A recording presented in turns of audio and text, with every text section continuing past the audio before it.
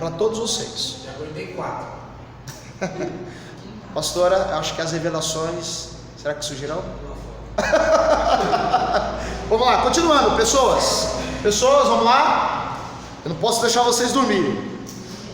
Olha só, o obreiro e seu anseio, pessoal. Parece infantil essa instrução, porém temos visto com frequência obreiros que envergonham o reino de Deus por falta de higiene pessoal,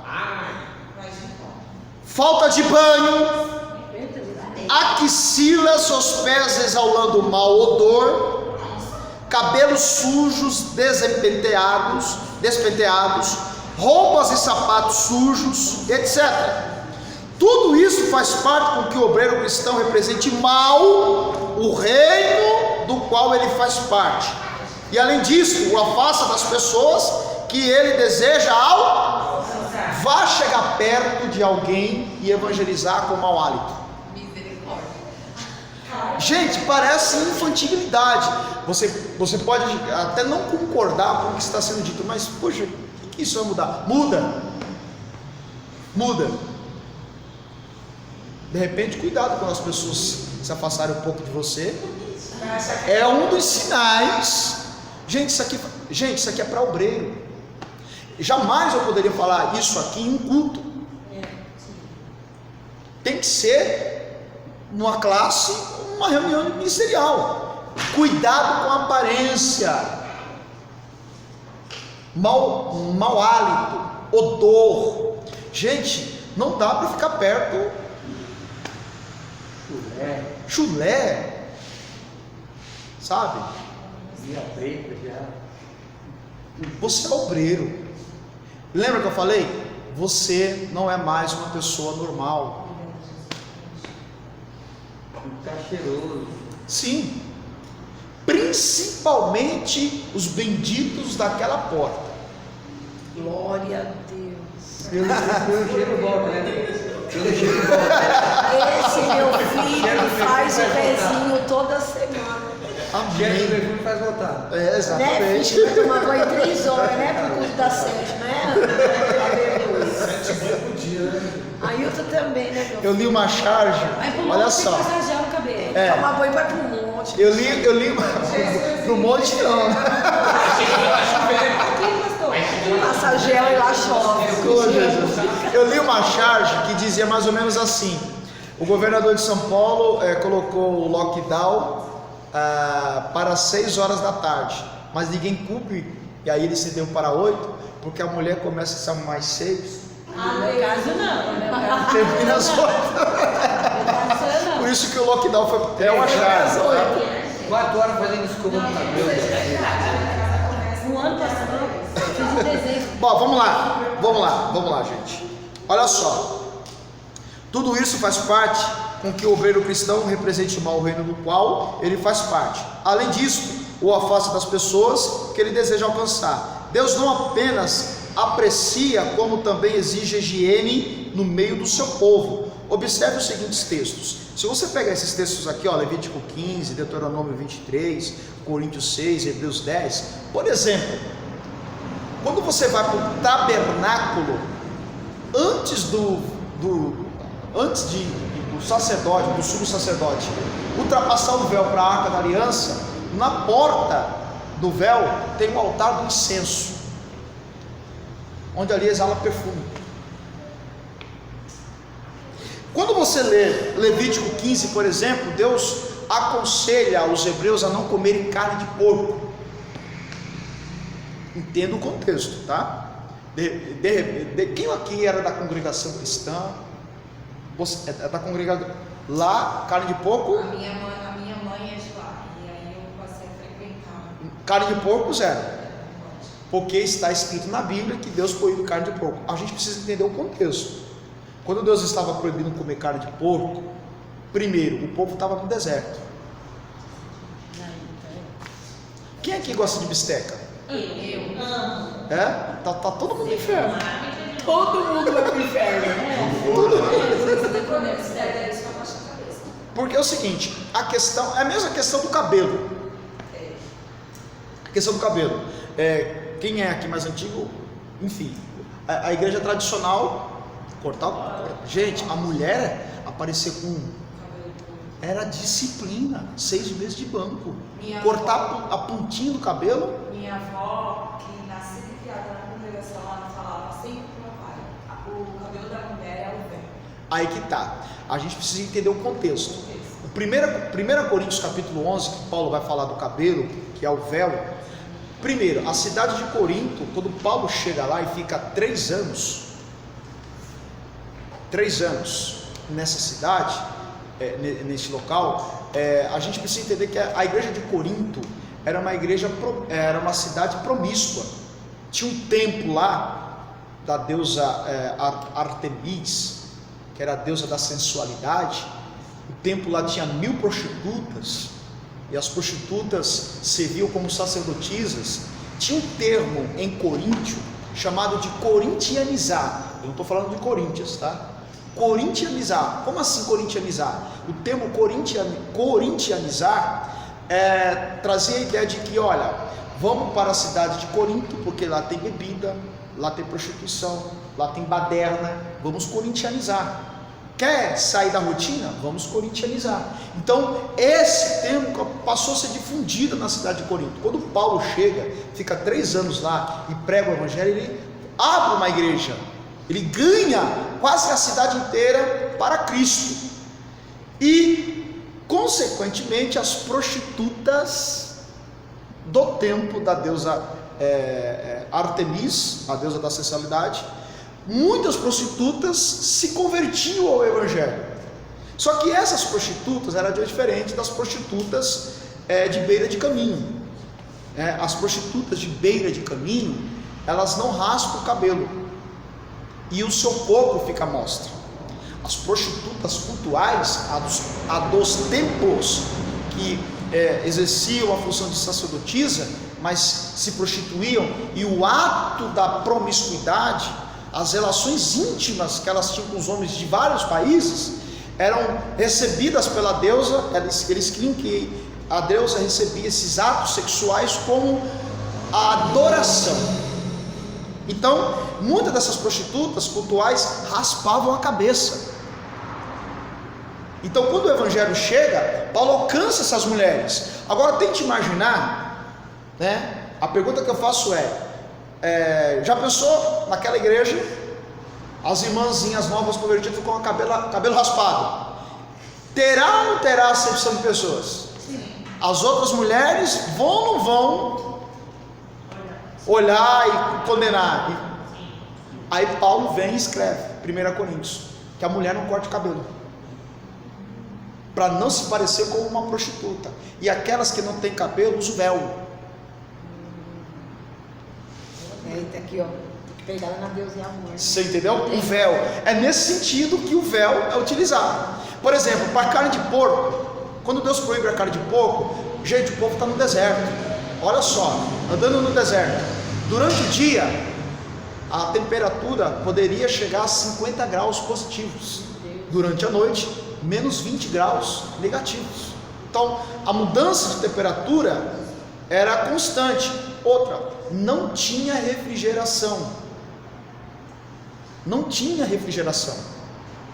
Ou seja, a carne de porco, ao ser consumida, ela poderia, a carne de porco já é provada e comprovada que ela tem um poder de proliferação de micróbios, micro-organismos, que faz com que a carne apodreça muito mais rápido se ela não for refrigerada.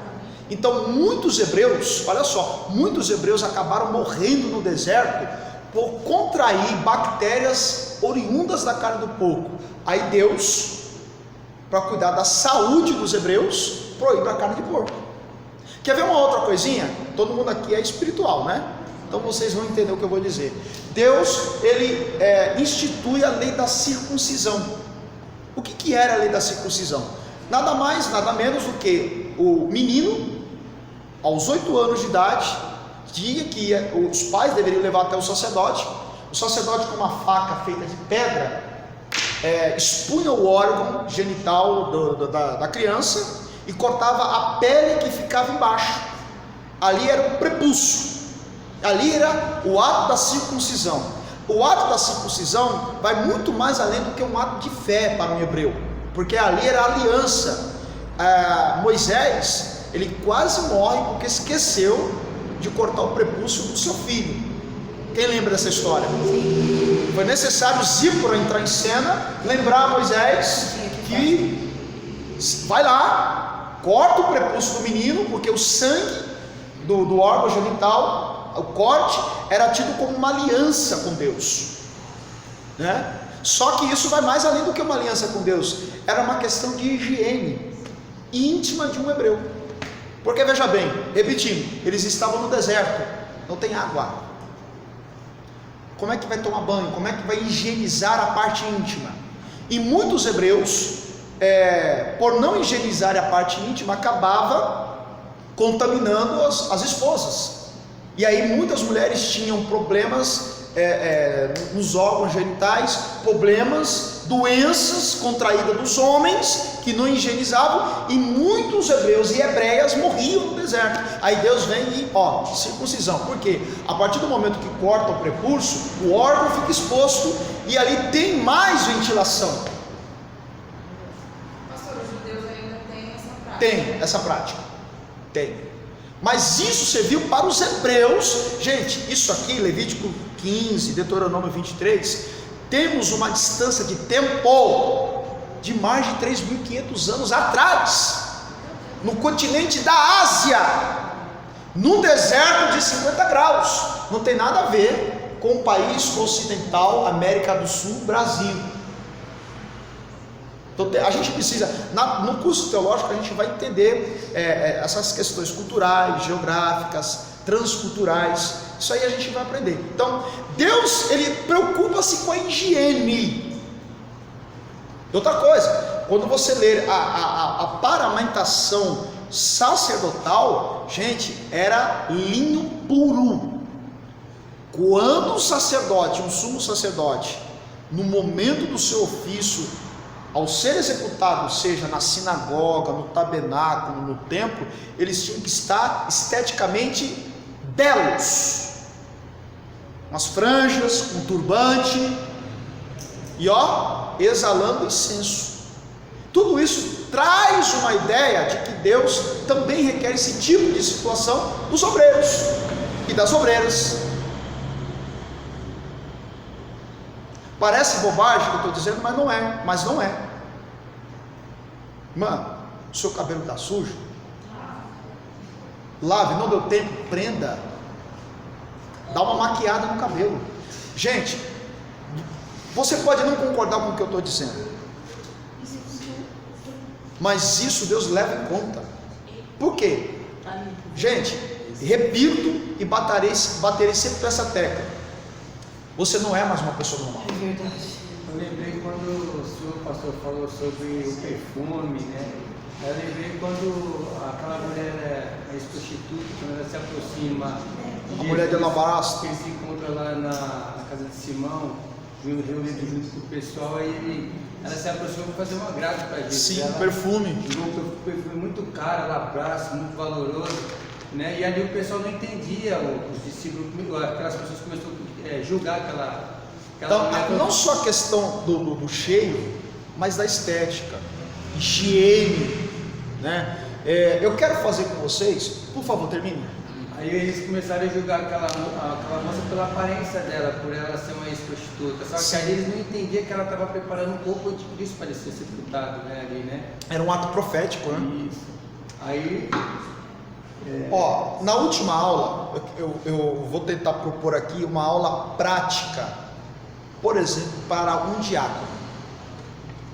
Se possível, pastora, nós iremos simular aqui, por exemplo, um culto de ceia. Sim. Se for possível, Arrumar uma mesa. uma mesa para ceia. Nós vamos instruir biblicamente como que o diácono, claro que cada denominação tem o seu, a sua liturgia, e jamais eu quero violar a liturgia do ministério, mas biblicamente falando, nós vamos ver como que um diácono serve a ceia, auxiliar serve a ceia. O senhor quer a mesa? montada? Pode ser uma mesa montada aqui, mas nada de pão, de vinho, é só uma simulação. Ah, não é a que eu faço. Não. Pode ser uma simulação com uma bandeja, só para a gente entender. Por exemplo, e se tratando, porque para quem não sabe, quando um diácono está servindo a ceia, tem toda uma liturgia na hora de entregar a ceia para um fiel. Ainda bem. Disse Jesus: tomai e comei, esse é meu corpo que é partido por vós. Você vem fazer isso em memória de mim. Um diácono não precisa dizer isso para quem está tomando. Eu já participei de um ministério que eles falavam isso quando eles Tem que falar. Sim, nós vamos fazer essa simulação aqui, pastor. Acho que é interessante. Legal. Mas tem que falar isso para cada um. Sim, para cada um, para explicar. Professor, e quando você serve a ceia, você não é ensinado a fazer isso? Olha, por isso da importância de estudarmos, procurar saber como que funciona. Eu já tomei em outras igrejas e nunca aconteceu isso. Sim, é a recomendação, porque quando Paulo fala do texto da ceia, ele usa um termo, fazer isto em memória de mim. Quando eu cito as palavras de Jesus, tomai e comei, ou tomai e bebei, é como se eu estivesse transmitindo para o fiel, para que ele relembrasse que aquele ato é um ato simbólico que remete ao que Cristo fez na cruz. A ministração da Santa Ceia é só o homem que faz? A mulher não pode fazer? Não necessariamente. Depende do ministério, né? Depende do ministério. Lembra da aula que a gente teve aqui? Missionária, evangelista. Cada um tem a sua liturgia. E aí a gente não vai ferir essa liturgia. O que já é feito vai continuar sendo feito. Eu só vou tentar trazer a ideia bíblica do ato de servir a ceia naquele momento. E quando é falado isso, é falado dentro do olho, né? Sim. E aí que tá, cuidado com a saliva. Saliva. E professor, aí tem que falar, né? Não tome de qualquer jeito, senão... Não precisa, não necessariamente. Tem uma igreja aqui, eu vi que eles falavam que o sangue de Cristo. Aí ele falava esse finalzinho que você falou. Isso, tomar e beber. Sim, tem igrejas que tomam o cálice e o pão, os dois ao mesmo momento. Tem igrejas que tomam primeiro come o pão e depois o cálice. E aí não vai mudar em nada, tá, gente? O que a gente vai tentar trazer é a ideia bíblica sobre isso. Por exemplo, cuidado com a saliva. Tomar e comer. Fica calado. É questão de higiene. Fica calado. Se o diácono estiver com gravata, é recomendável ele estar com o paletó fechado ou com clipes na gravata. Por quê? Porque na hora de abaixar a gravata, se não estiver presa, pode cair no cálice. E as mulheres com O cabelo preso. Recomendável, tá, gente? Para não ter cabelo no pão. Você entendeu? Isso é importante. Nós vamos chegar no último dia de aula, nós vamos ter isso. Nós vamos ver o que o presbítero faz, o que o evangelista faz, o que o missionário faz, o que um pastor faz, o que um diácono ou um auxiliar faz. Será na última aula, né? A última aula será mais prática, ok? Mas claro, repetindo, gente, quem aqui é de outro ministério, a liturgia pode ser diferente daqui. A gente não vai ferir a liturgia, a gente só vai trazer uma ideia bíblica de como é esse ato. Por exemplo, bom, o obreiro cristão e seu vestuário. Não é preciso ser rico para andar limpo. Você pode ser limpo sem ser rico. 2, não é preciso ser rico para saber combinar as roupas. Cuidado com o colorido. a gente tem uma personal Nada contra. É sério, gente. Nada contra. Gente, parece besteira o que nós estamos, mas não é. Não é. Vai vir que nem Agostinho Carrara, né, professor? Nada contra quem usa aqueles sapatos Listrada e coloridos. Mas por favor, pelo menos combine. O cidadão coloca o terno rosa, eu já vi, gente. Cidadão com terno rosa, camiseta branca, gravata preta e calça azul marinho. Aí eu falei, só faltou colocar o sapato preto. Alfaiate colorido. Aqui, meus varão, meu filhinho Salomão, tinha o sapato. Ele falou até esse papai, olha, que ele levanta personal os carros dentro da igreja para te dar o toque. O próprio Cristo, quando apareceu para João na ilha de Pátimos, vestes resplandecentes. Ó, gente. Eita, nem Salomão tem o terno de Simbalão tem aí. Nem Salomão não tinha o sapato do brilhante do outro. Isso para não falar que Deus cumpre horário, tá? Já leu na Bíblia que Deus cumpre horário? Não. À meia-noite ouviu-se um clamor, aí veio o noivo. À meia-noite o anjo da morte passou na terra do Egito. Perto da meia-noite Paulo e Silas cantavam louvores a Deus. A hora nona, Pedro e João subiam para orar. Gente, se Deus cumpre horário,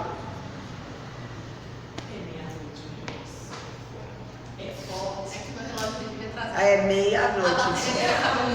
você entendeu?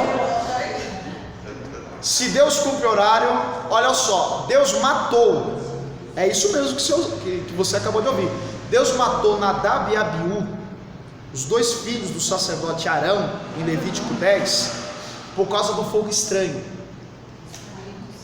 E o que seria aquele fogo estranho que eles ofereceram? Existem várias explicações dentro do texto. O fogo estranho é que eles vieram com um incensário com fogo aceso de outro altar e vieram com a brasa de outro altar colocar no altar de Deus. Aí Deus matou os dois.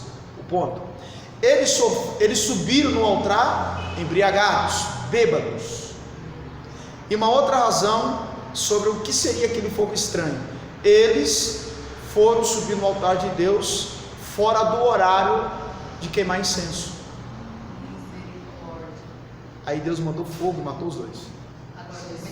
Porque veja bem, qual que era o horário de trocar e de queimar incenso? Alva da manhã, 6 horas da manhã, 18 horas da tarde. Eles surgem bêbados a qualquer hora. Vamos oferecer a Deus. Aí Deus foram oferecer incenso, queimar incenso fora do horário. Aí alguém pode dizer assim, Deus foi radical. Precisava ser radical. O ministério sacerdotal estava começando. Se aquilo não fosse cortado pela raiz, os outros fariam igual. E todo o projeto, a partir da vida de Arão, todo o ministério sacerdotal seria corrompido, porque todo mundo iria servir de qualquer jeito. Aí Deus... Tem uma pastora que fala que ele pega pelo fogo. Eu prefiro ficar com a Bíblia. Então assim, cuidado, né? Vamos. Terceiro, não é preciso ser rico para se vestir bem. Mercado Livre. Ó, há muitos ricos que são desleixados, porém há muitos pobres que se cuidam bem. A questão não está no bom a questão está no bom senso. Você pode ser pobre e usar roupas simples, entretanto deve ter o mais cuidado de andar limpo, combinar bem as roupas, isto é, se vestir bem. Existe um ditado que diz: o mundo trata melhor quem se veste bem. E não somente isso, mas passar ferro nas roupas. Posso falar? Eu conheço alguém que questionou contra alguém por estar indo para a igreja bem vestida. Cuida, Jesus. Aí tá errado, né? É que quer andar igual, mas foi um pode. Se as pessoas do mundo não põem a menor coisa badalada, então, por que a gente não vai dela para Jesus, né? Sim. Eu sei que Sim. posso, eu ando muito bem vestida. Se puder, né, cuidado com a extravagância, né? Gente, voltando na tecla, você não é mais uma pessoa normal. Obreira, vamos pegar por exemplo a obreira. Cuidado com as roupas. Deixa eu fazer o comissário. Exatamente. Quando foi falado daqui da calça da mulher, né, eu tô com essa dúvida assim, né? Mas eu tô falando assim, né? Dependendo da calça, tem que ter uma calça assim, uma camisa bem comprida, para ficar. Olha, me chama a atenção. eu fiz uma pergunta polêmica uma outra vez em um determinado local, que o pessoal ficou meio que assim. Eu vou trazer ela para vocês. Vamos lá. A pergunta que eu faço é: o Espírito Santo se importa com a sua forma de se vestir? Sim, porque a Bíblia fala que nosso corpo é templo do Espírito Santo. Então, dependendo da roupa que você colocar, o Espírito Santo ele não se agrada. E se eu disser que não? Eu acredito que é muito no contexto que o senhor falou referente a CNPJ e o CPF. Eu acho que em questão do quê? Quando eu falo isso porque eu já fui ministrada pela minha pastora por isso. Seja no mercado, seja em qualquer ministério, aonde eu estou levando o nome do meu ministério, estou levando o nome da minha igreja. Eu já estive em mercado, que eu dou glória a Deus pelas minhas vestes naquele dia, que a irmã falou: você é uma ovelha de tal pastor? Eu fiz a paz do Senhor, nada. Ó, vamos lá, A gente aqui. é aquilo que a gente Sim, veste. deixa eu só explicar por que eu afirmei que o Espírito Santo não se importa com as suas vestes. Deixa eu explicar. Tá? Não é bem assim não, tá? O Espírito Santo se importa com o seu testemunho. E claro que as vestes estão no pacote. As vestes que o Espírito Santo se agrada é aquela que não fere a santidade. E aí depende de calça, saia, você entendeu? Então, muito cuidado. E também nós vivemos uma geração fitness. E aí deixa eu mirar para os homens. Gente, nada contra quem faz academia, por favor, continue fazendo, tá? Se eu pudesse, eu também faria. Mas eu vejo muitos bombadinhos ou bombadões com as suas roupas e camisas baby looks apertada dentro da igreja, dentro dos cultos. Né? Eu travei um tempo atrás uma discussão com meu cunhado, que ele é líder de uma banda gospel.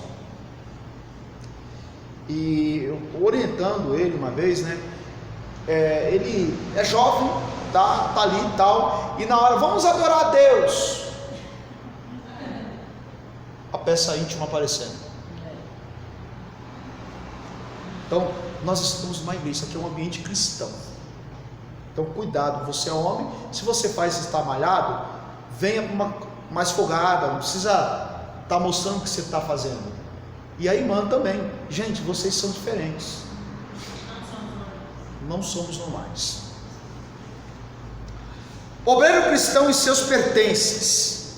Olha, desde a residência até a escova dental, o obreiro cristão deve ser zeloso. 2. Limpeza e organização são imprescindíveis na vida do obreiro cristão. 3. Se formos limpos e organizados em nossos pertences, o seremos também com as coisas do reino de Deus. Há uma coisa que não deve acontecer na vida de obreiro. Quem tem aquelas bíblias que é cheia de orelhas? Como assim, pastor? De orelhas, isso.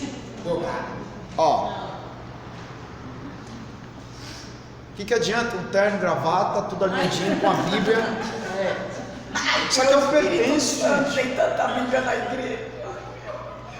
Ó, repetindo, tá, gente? Ó, nós estamos aqui para aprender. E parece infantilidade, mas não é. O que adianta estar todo paramentado? Não, gente, é um pertence seu. A linguagem corporal na vida de um obreiro fala muito, gente. Cuidado. Fora as que não tem página, né?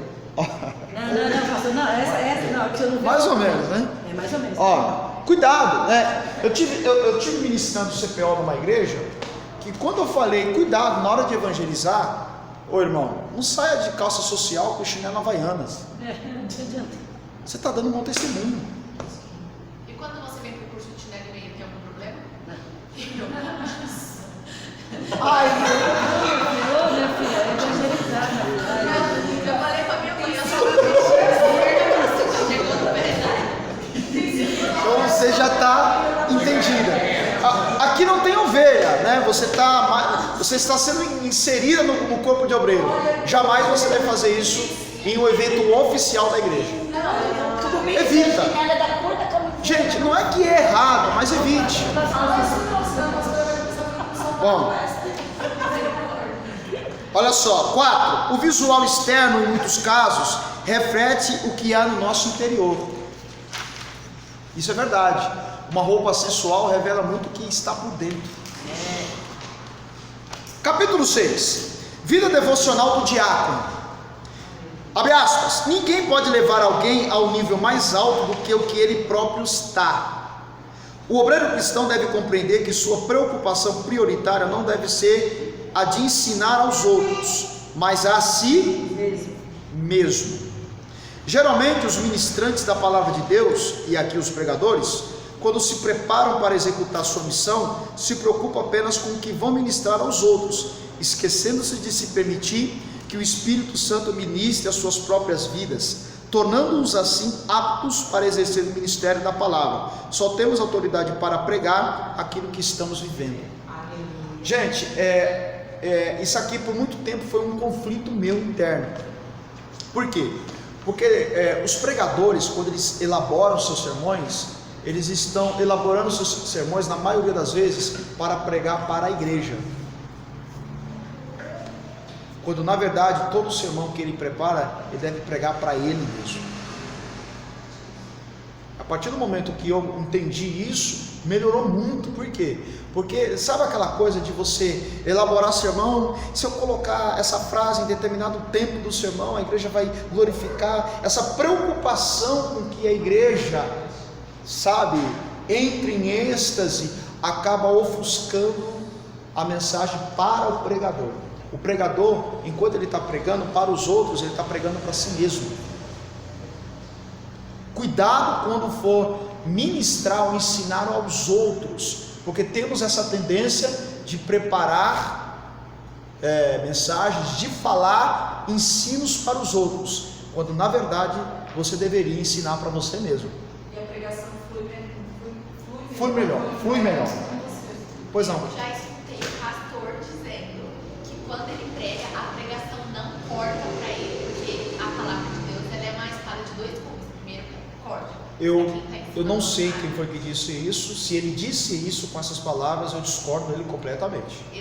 Com essas mesmas palavras. Eu discordo, porque o pregador, antes dele falar ao público, aquela mensagem falou com pra ele. E ele falou que quando é pregação de correção, não é para ele. Ah, não. É o povo que está sentado. Bom, É o santo, então. só faltou a Aurela, né? É verdade. Vamos lá. Significado da palavra devoção: auto-entrega íntima. Que significado maravilhoso. Devoção. Auto-entrega íntima, auto-entrega real, auto-entrega de coração. A devoção deve ser caracterizada por disposição para Deus, gastar tempo com Deus, Deus sendo a prioridade das nossas vidas. Observação: Maria se dispôs, deu atenção e tempo a Jesus. E aconteceu que, indo eles de caminho, entrou Jesus numa aldeia, e certa mulher por nome Marta o recebeu em sua casa. E tinha esta uma irmã chamada Maria, a qual estava onde?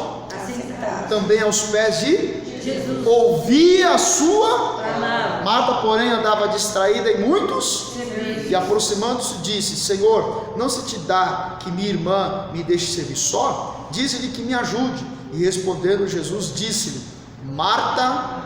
Muito cuidado, né? Quando você vê na Bíblia Deus repetindo o nome: Marta, Marta, Abraão, Abraão, Moisés, Moisés, Davi, Davi, Adão, Adão.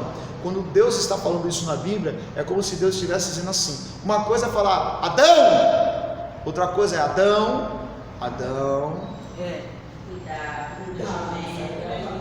Toda vez que Deus, a Bíblia utiliza Marta, Marta, é como se Deus estivesse dizendo: Marta, presta atenção. Marta é uma coisa, Marta, Marta. Veja que muda.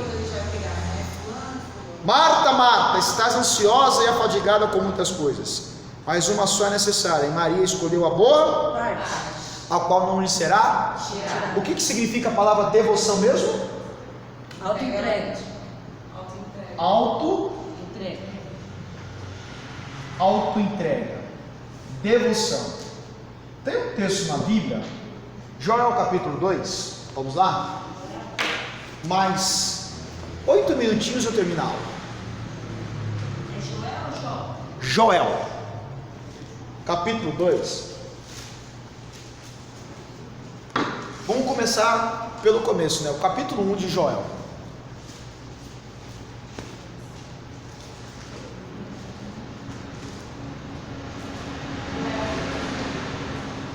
Joel capítulo 1. Nossa, cadê o Joel? Achei Joel, pastor. Joel, Daniel, Oséias, Joel. Capítulo o quê?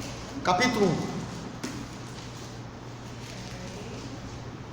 Que já é difícil falar, né, pastor? É bem pequenininho, tá bem escondidinho. Eu espero todos vocês encontrarem.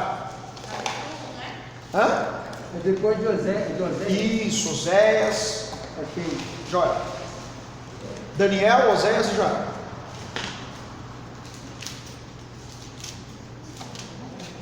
Joel capítulo 1, versículo 4, o que está escrito aí? Depois que os gafanhotos portadores devoraram as colheitas, os gafanhotos migradores comeram o que restava. Então vieram os gafanhotos saltadores e depois deles os gafanhotos destruidores.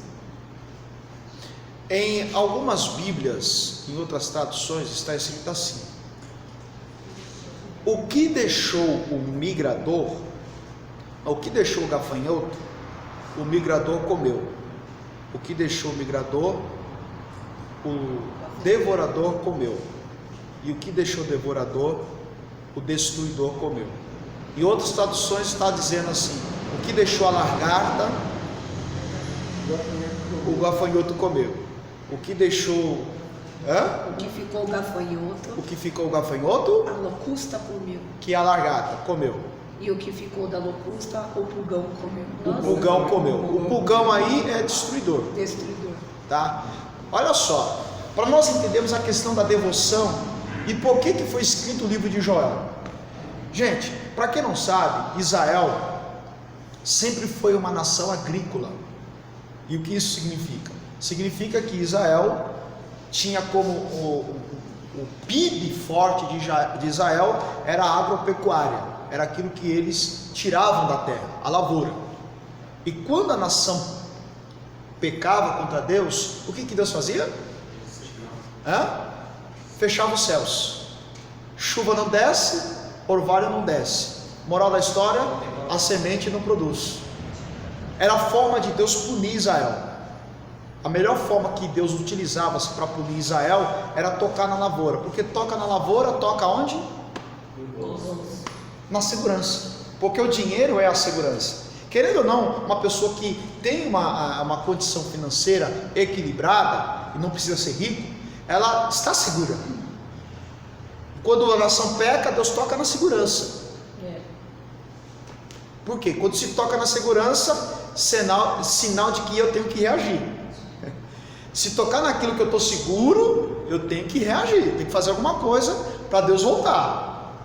Então, Deus abençoava Israel e eles produziam. Só que nesse ano, Deus decidiu tocar na segurança de Israel. Por que Deus tocou na segurança de Israel? Nós vamos entender mais na frente, para explicar um pouquinho o que é devoção. Quando Deus toca, Deus permitiu que os gafanhotos entrassem e destruíssem a lavoura de Israel. Eles plantaram aquele ano, no momento da colheita, o que Deus faz? Manda a nuvem de gafanhotos. A nuvem de gafanhotos destruiu tudo. Então, se você pegar todos os 3 capítulos do livro do profeta Joel, todos os 3 capítulos estão resumidos ou tem como pano de fundo o ataque dos gafanhotos. E quando a gente lê esse texto, a gente acha que é 4 tipos de gafanhoto, e não é. Não é. Esse tipo de gafanhoto que atacava a lavoura de Israel é uma espécie que entra em metamorfose. A primeira fase desse gafanhoto é tido como, ou é conhecido como uma lagarta. Quem sabia que existem gafanhotos que vêm da lagarta? Assim como a borboleta vem do casulo. Você entendeu? Então veja bem, o primeiro ataque que Deus permitiu foi a da lagarta. E qual é a função do gafanhoto em forma de lagarta? Cortar. Cortar. Se você pegar uma lagarta dentro de uma lavoura, a função dela é cortar. Cortar o quê? Cortar o fruto, cortar a flor, cortar a folha, que é a beleza de uma árvore. A beleza de uma árvore é o fruto, a flor e a folha. E Deus permitiu que esse gafanhoto em forma de lagarta, é porque mais ou menos assim, quando Deus decide agir, Ele vai dar tempo para a pessoa se arrepender. Então, Deus trabalha de forma de instâncias. Deus avisa aqui um pouquinho, avisa aqui, vai avisando, vai avisando. Quando a pessoa não decide mudar, o que Ele faz? Para a alma da pessoa não se perder. Então, é esse cenário que está acontecendo. Deus manda a lagarta vem e corta a flor, corta a folha, corta o fruto. E a medida e até a biologia nos diz que quando essa lagarta, ou uma lagarta, ela corta, se ela corta a folha, metade cai, metade fica no pé. A que fica no pé, fica murcha. E a que cai no chão estraga. Se ela corta o fruto, a metade do fruto fica no pé e a outra metade cai no chão. Ambas apodrecem. Israel não ouve Deus. O que Deus faz? Essa lagarta agora ganha asas. E a Bíblia chama de migrador. Porque aquilo que a lagarta deixou, o migrador veio e comeu. E esse migrador ele tem uma particularidade, ele não é uma lagarta. A lagarta tem o seu perímetro de funcionamento reduzido, porque ela é uma lagarta.